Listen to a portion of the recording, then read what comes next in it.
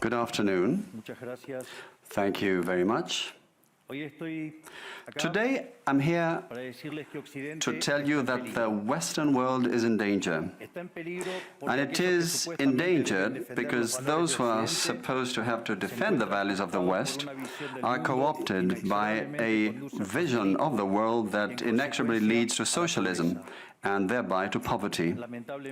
Unfortunately, in recent decades, motivated by some well-meaning individuals willing to help others, and others motivated by the wish to belong to a privileged caste, the main leaders of the Western world have abandoned the model of freedom for different versions of what we call collectivism.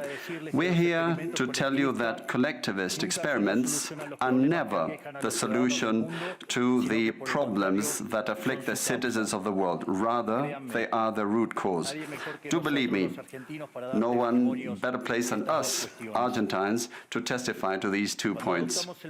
When we adopted the model of freedom back in 1860, in 35 years we became a leading world power. And when we embraced collectivism over the course of the last 100 years, we saw how our citizens started to become systematically impoverished, and we dropped to spot number 140 globally. But before having the discussion, it would first be important for us to take a look at the data that demonstrate why free enterprise capitalism is not just the only possible system to end world poverty, but also that it's the only morally desirable system to achieve this. If we look at the history of economic progress, we can see how between the year 0 and the year 1800 approximately, world per capita GDP practically remained constant throughout the whole reference period. If you look at a graph of the evolution of economic growth throughout the history of humanity, you would see a hockey stick graph, an exponential function that remained constant for 90% of the time and which was exponentially triggered starting in the 19th century. The only exception to this history of stagnation was in the late 15th century with the discovery of the American continent. But for this exception, throughout the whole period between the year 0 and the year 1800, global per capita GDP stagnated. Now, it's not just that capitalism brought about an explosion in wealth from the moment it was adopted as an economic system. But also, if you look at the data, what you will see is that growth continues to accelerate throughout the whole period. And throughout the whole period between the year 0 and the year 1800, the per capita GDP growth rate remained stable at around 0.02% annually, so almost no growth. Starting in the 19th century, with the Industrial Revolution, the compound annual growth rate was 0.66%. And at that rate, in order to double per capita GDP, you would need some 107 years. Now, if you look at the period between the year 1900 and the year 1950, the growth rate accelerated to 1.66% a year. So you no longer need 107 years to double per capita GDP, but 66. And if you take the period between 1950 and the year 2000, you will see that the growth rate was 2.1%. Again, the CAGR, which would mean that in only 33 years we could double the world's per capita GDP. This trend, far from stopping, remains well alive today. If we take the period between the year 2000 and 2023, the growth rate again accelerated to 3% a year, which means that we could double world per capita GDP in just 23 years. That said, when you look at per capita GDP since the year 1800 and until today, what you will see is that after the Industrial Revolution, global per capita GDP multiplied by over 15 times, which meant a boom in growth that lifted 90% of the global population out of poverty. We should remember that by the year 1800, about 95% of the world's population lived in extreme poverty, and that figure dropped to 5% by the year 2020, prior to the pandemic. The conclusion is obvious. Far from being the cause of our problems, free trade capitalism as an economic system is the only instrument we have to end hunger, poverty, and extreme poverty across our planet. The empirical evidence is unquestionable. Therefore, since there is no doubt that free enterprise capitalism is superior in productive terms, the left-wing doxa has attacked capitalism, alleging matters of morality, saying, that's what the detractors claim, that it's unjust. They say that capitalism is evil because it's individualistic, and that collectivism is good because it's altruistic, of course, with the money of others. So they therefore advocate for social justice. But this concept, which in the developed world became fashionable in recent times, in my country has been a constant in political discourse for over 80 years.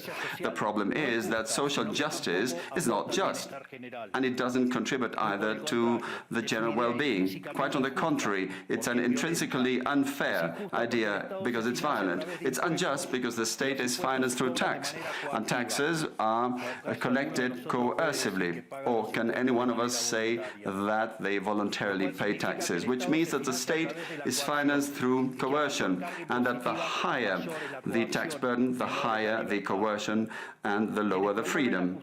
Those who promote social justice, the advocates, start with the idea that the whole economy is a pie that can be shared differently. But that pie is not a given. It's wealth that is generated in what Israel Kirzner, for instance, calls a market discovery process. If the goods or services offered by a business are not wanted, the business will fail unless it adapts to what the market is demanding. If they make a good quality product at an attractive price, they will do well and produce more. So the market is a discovery process in which the capitalists will find the right path as they move forward. But if the state punishes capitalists when they're successful and gets in the way of the discovery process, they will destroy their incentives, and the consequence is that they will produce less, the pie will be smaller, and this will harm society as a whole.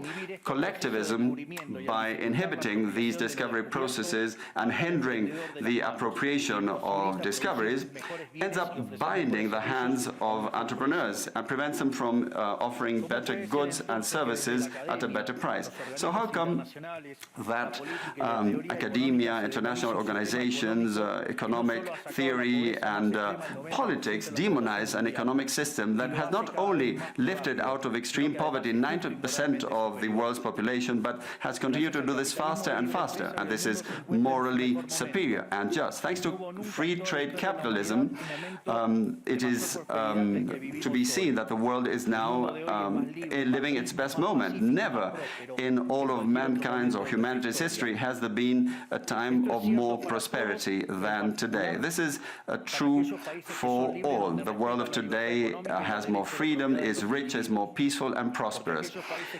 And this is particularly true for countries that have more freedom and have economic freedom and respect the property rights of individuals, because countries that have more freedom are 12 times richer than those that are repressed, and the lowest decile in terms of distribution in free countries are better off than 90% of the population of repressed countries, and poverty is 25 times lower, and extreme poverty is 50 times lower. And citizens in free countries live 25% longer than citizens in repressed countries. Now, what is it that we mean when we talk about libertarianism? And let me quote the words of the greatest authority on freedom in Argentina, Professor Alberto Venegas Lich Jr., who says that libertarianism is the unrestricted respect for the life project of others, based on the principle of non-aggression, in defense of the right to life, liberty and property.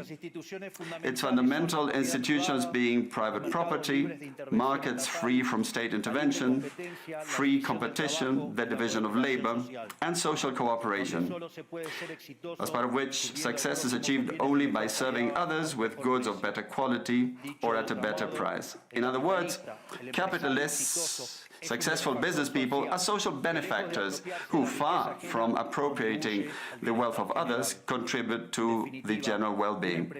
Ultimately, a successful entrepreneur is a hero.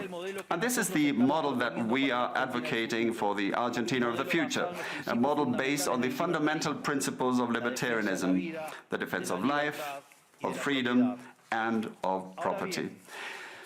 Now, if free enterprise capitalism and economic freedom have proven to be extraordinary instruments to end poverty in the world, and we are now at the best time in the history of humanity, it is worth asking why I say that the West is endangered. And I say this precisely because in those of our countries that should defend the values of the free market, private property, and the other institutions of libertarianism, sectors of the political and economic establishment, some due to mistakes in their theoretical framework and others due to a greed for power are undermining the foundations of libertarianism, opening up the doors to socialism and potentially condemning us to poverty, misery and stagnation. It should never be forgotten that socialism is always and everywhere an impoverishing phenomenon that has failed in all countries where it's been tried out. It's been a failure economically, socially, culturally, and it also murdered over 100 million human beings.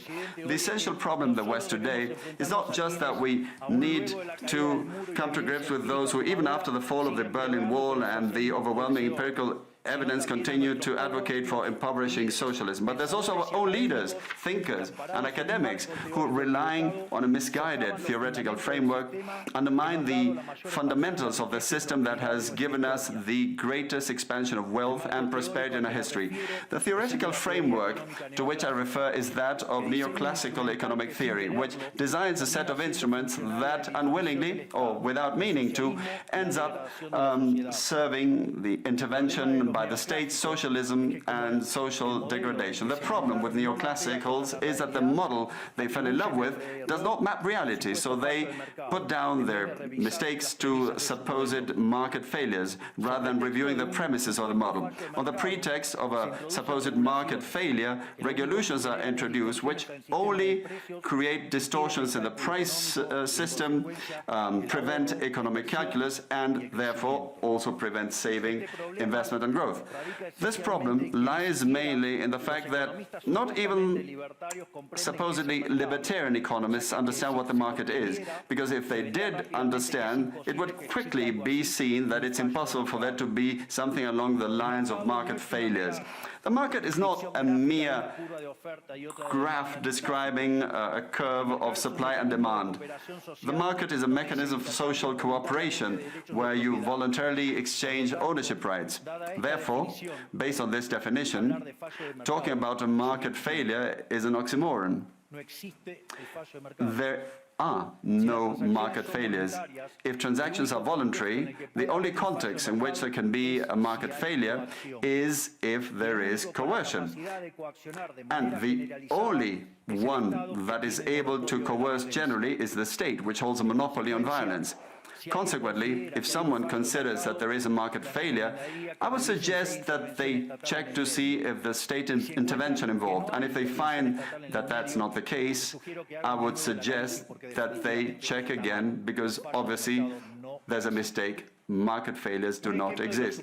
An example of these so-called market failures described by the neoclassicals are the concentrated structures of the economy. However, without increasing returns to scale functions, whose counterpart are the concentrated structures of the economy, we couldn't possibly explain economic growth since the year 1800 until today. Isn't this interesting? Since the year 1800 onwards, with population multiplying by 8 or 9 times, per capita GDP grown by over 15 times. So there are growing returns, which took extreme poverty from 95% to 5%. However, the presence of growing returns involves concentrated structures. what we would call a monopoly. How come then that something that has generated so much well-being for the neoclassical theory is a market failure? Neoclassical economists think outside of the box. When the model fails, you shouldn't get angry with reality, but rather with the model and change it. The dilemma faced by the neoclassical model is that they say they wish to perfect the functioning of the market by attacking what they consider to be failures. But in so doing, they don't just open up the doors to socialism, but also go against economic growth. An example, regulating monopolies, destroying their profits and destroying growing returns automatically would destroy economic growth. In other words, whenever you want to correct a supposed market failure inexorably, as a result of not knowing what the market is, or as a result of having fallen in love with a failed model, you are opening up the doors to socialism and condemning people to poverty. However, faced with the theoretical demonstration that state intervention is harmful and the empirical evidence that it has failed couldn't have been otherwise, the solution to be proposed by collectivists is not greater freedom, but rather greater regulation, which creates a downward spiral of regulations until we're all poorer and the life of all of us depends on a bureaucrat sitting in a luxury office. Given the dismal failure of collectivist models and the undeniable advances in the free world, socialists were forced to change their agenda. They left behind the class struggle based on the economic system and replaced this with other supposed social conflicts which are just as harmful to life as a community and to economic growth. The first of these new battles was the ridiculous and unnatural fight between man and woman. Libertarianism already provides for equality of these sexes. The cornerstone of our creed says that all humans are created equal, that we all have the same unalienable rights granted by the Creator, including life, freedom, and ownership. All that this radical feminism agenda has led to is greater state intervention to hinder the economic process, giving a job to bureaucrats who have not contributed anything to society. Examples, ministries of women or international organizations devoted to promoting this agenda.